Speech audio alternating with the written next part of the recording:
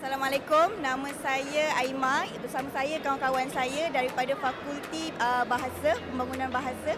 Kami merupakan graduan sulung untuk fakulti ini, jadi semestinya kami memang sangat teruja, sangat excited sebab kita first batch, so kita rasa sangat diraikan oleh UMK.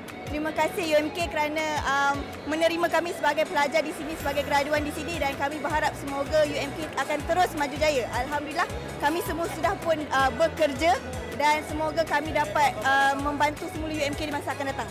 Saya personally, kenapa saya memilih UMK adalah kerana core UMK sendiri adalah perniagaan. Jadi kos kami ada komunikasi perniagaan dengan bahasa Inggeris. So bukan sahaja kami dapat perniagaan, kami juga dapat bahasa Inggeris sekali. So facility wise di UMK ini saya boleh katakan sangat solid lah.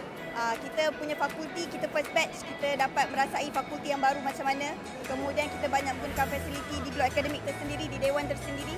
Dan juga kita aktif juga terlibat dengan di studio band dan sebagainya. Jadi kami memang merasakan UMK Bacok especially lah, memang sangat seronok lah sepanjang kami berada di sini. Walaupun pertengahan yang pertama kami degree secara online, setahun setengah baru saja kami berada di sini, tapi setahun setengah yang amat bermakna bagi kami semua di sini.